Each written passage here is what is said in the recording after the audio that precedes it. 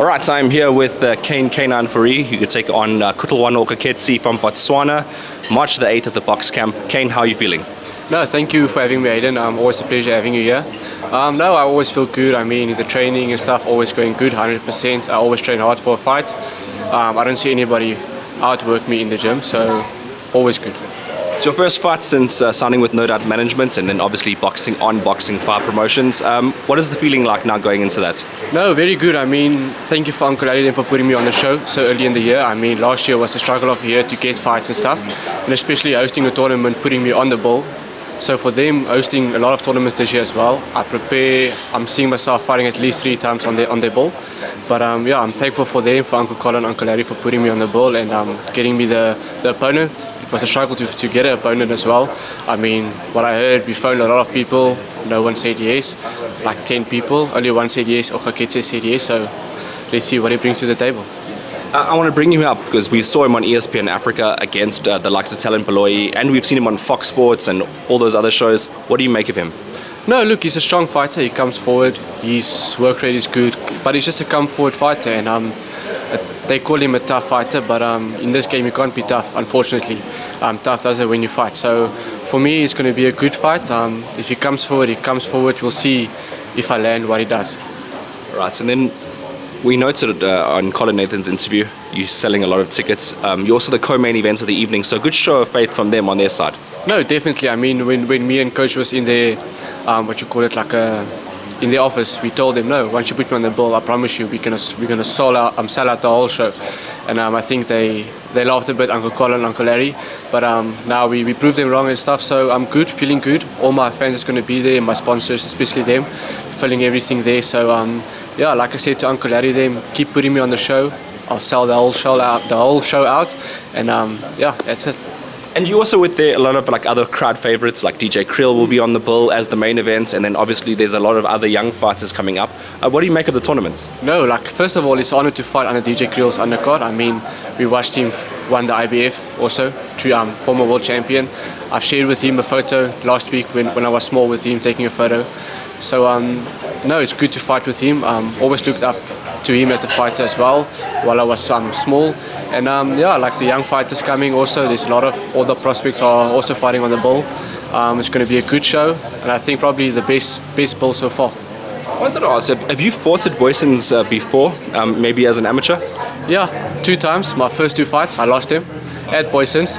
But that was but in amateur, you know, if you fight there at Boyson's, they're going to give the points to the other players. So Boyson's are good. I only fought there twice in the amateurs, but this one is different. It's pro, so it's good. When I was at amateurs, I was a Boyson's boxer, so you know I don't take offense. You understand? So what I'm saying there. So yeah. Okay, so this fight here, I mean, look, Ogaketse, we know it's on his boxing record he doesn't punch, but when you watch him boxing, he looks incredible. Looks like he puts a good work rate in. Are you worried about any punching power despite the fact that he's never stopped anyone? No, look, anyone can hit hard with an 8-ounce glove. I mean, it's boxing. It's not soccer or swimming. I mean, you put in the 8-ounce gloves on, anyone can bang on it with it. So we don't take anything from him. He's a good fighter. He comes forward. He's strong. He's tough.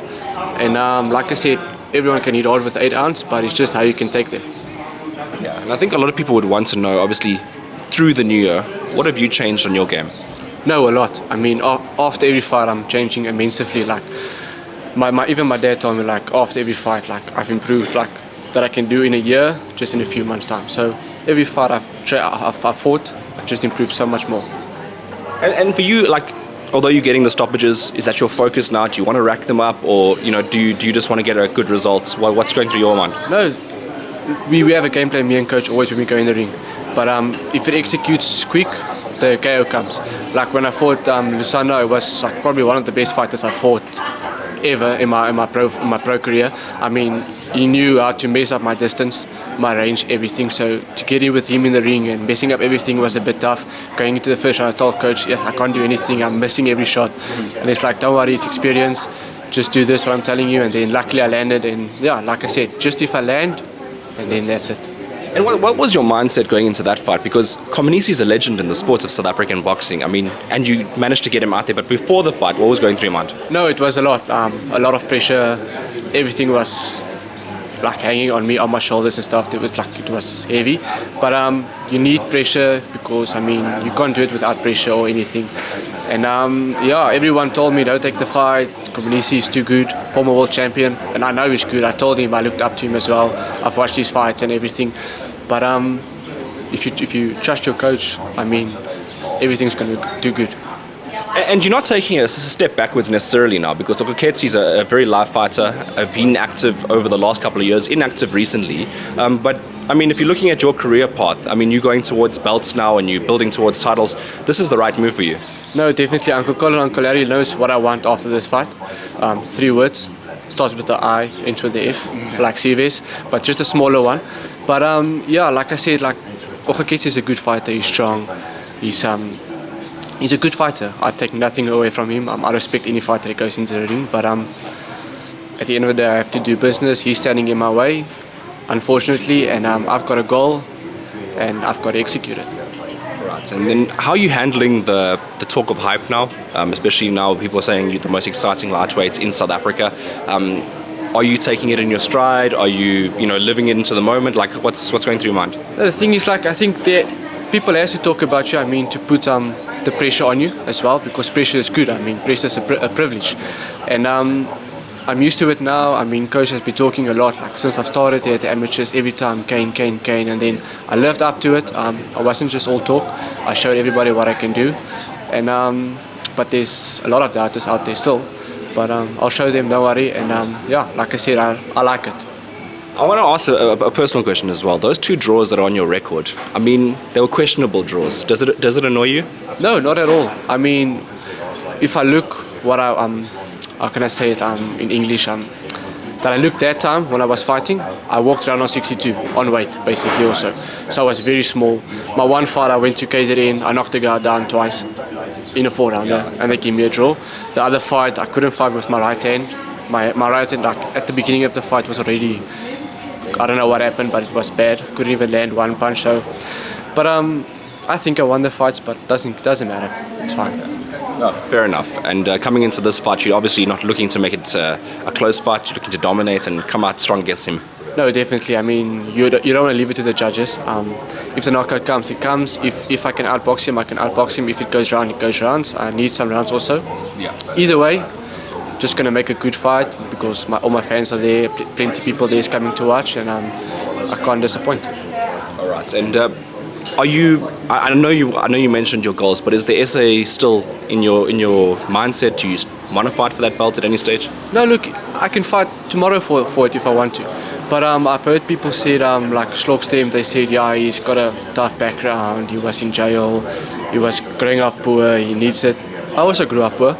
I mean, did he sleep on the floor when he was small? No, I don't know, but I did. I know I did. So I also had a tough upbringing. It wasn't just everything given on a platter. I mean, if they put my shoes on what I was back in the day with my family and stuff, they wouldn't last it. I mean, where I'm now, it's much better. But like I said, everyone struggles, not just one person. And at the end of the day, it's business. I mean, Kaya must fight. He can't run away the whole time.